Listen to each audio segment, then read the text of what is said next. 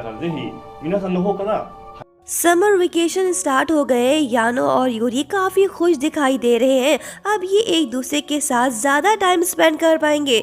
Yuri अपनी friends के साथ समर फेस्टिवल में जाना चाहती है। ऑफ कोर्स ये यानो के बगैर तो नहीं जाएगी। स्कूल के बाद दोनों घर वापस जा रहे हैं। यूरी ने अपनी डायरी में कुछ सवाल लिखे हैं जिसके जवाब इसे चाहिए। ये यानो को डायरी देकर वहाँ से चली जाती है। जिसके बाद जब लड़का डायरी पढ़ने लगता है तो उसमें लिखा होता है कि यानो, क्या तुम्हारी बाईं आंख अभी तक ठीक नहीं हुई?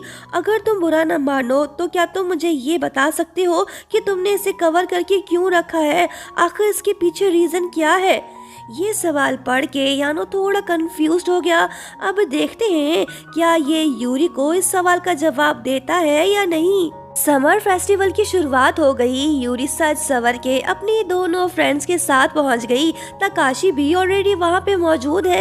इसे फेस्टिवल्स पसंद नहीं लेकिन लड़की तो पसंद है। लेट बॉय यानो भी यहाँ पहुंचा। ये फिर से घायल है। इसका अनलकीपन तो खत्म ही नहीं हो रहा।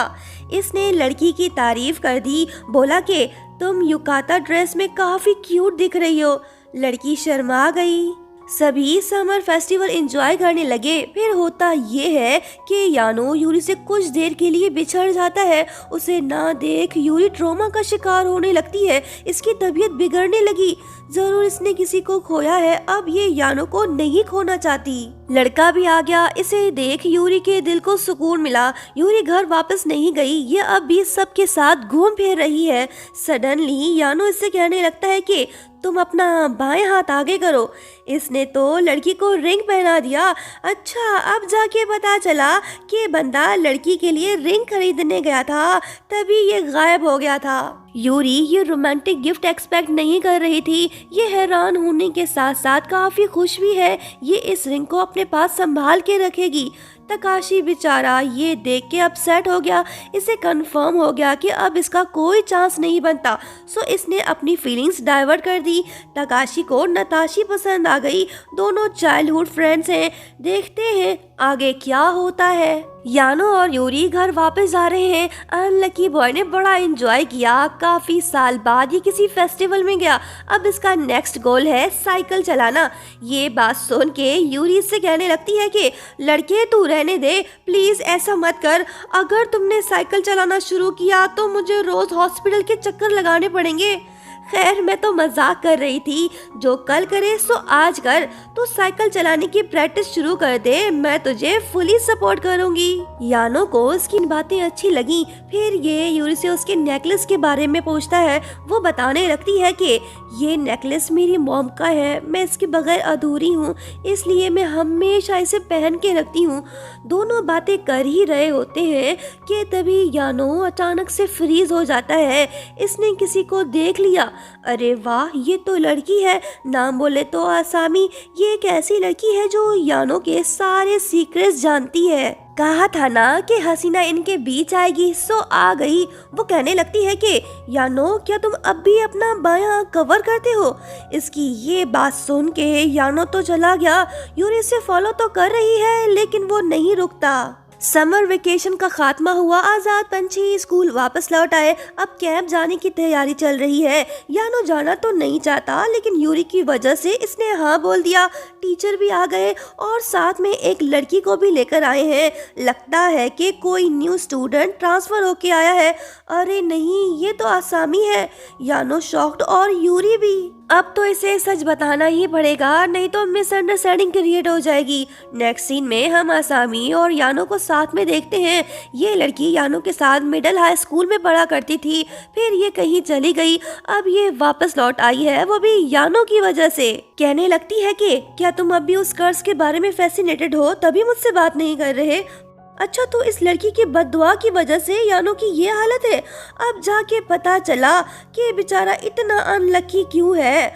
बददुआ का चक्कर है बाबू राव। यूरी चुपके से इन दोनों की बातें सुन रही है। ये काफी दुखी है। फ्रेंड बोलने लगता है कि क्या इस लड़की की कर्ज की वजह से यानो हर रोज घायल होता है?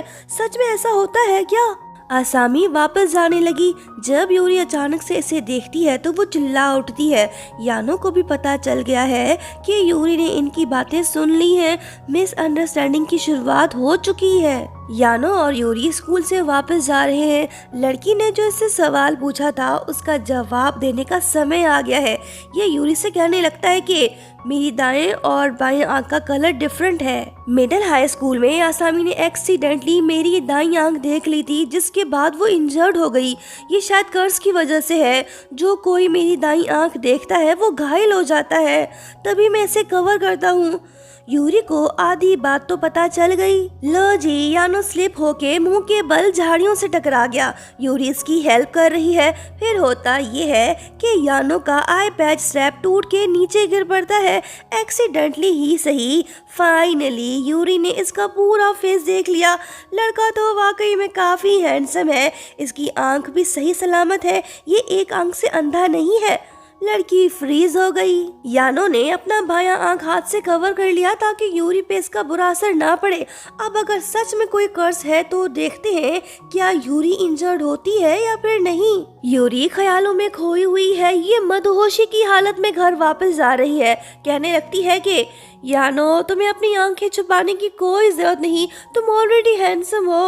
अब तो हर किसी को तुमसे प्यार होने वाला है। अरे बहन, आगे तो देखो, तुम नो गो एरिया में चल फिर रही हो। रोड पे काम चल रहा है। वर्कर्स इसे रोकने की कोशिश तो कर रहे हैं, लेकिन देर हो गई। यूरी मेन हॉल के अंदर गिर पड़ी। कर्स ने अपना काम कर दिया। ये तो सच में इंजर्ड हो गई। यूरी का एक फिंगर फ्रैक्चर हो गया। ये हॉस्पिटल जा पहुंची। दोनों फ्रेंड्स इसके साथ हैं। यानो भी पहुंच गया। यूरी इससे बोलने लगती है कि कुछ नहीं हुआ, सब ठीक है। यानो समझ गया है कि कर्ज का असर यूरी पे शुरू हो गया है। कहने लगता है कि यूरी, ये सब मेरी वजह से हुआ है, मुझे तुमसे दूर रहना होगा। ये बात बोल के वो चला गया। यूरी सैड हो गई। समर कैंप की तैयारियां जारी हैं। हर ग्रुप में 6 स्टूडेंट्स होंगे। जब एक क्लासमेट यानो और यूरी को एक ही ग्रुप में सिलेक्ट करता है तो ये देख यानो अपना नाम मिटा देता है। कहने लगता है कि मैं दूसरे ग्रुप में शामिल होने जा रहा हूँ। मतलब कि ये जानबूझ के ऐसा कर रहा है ताकि यूरी सेफ रह सके। ये अपने प्यार को तकलीफ में नहीं देख सकता। यूरी इस बात से काफी दुखी हो गई। ये खामोश है, कुछ नहीं बोल पा रही।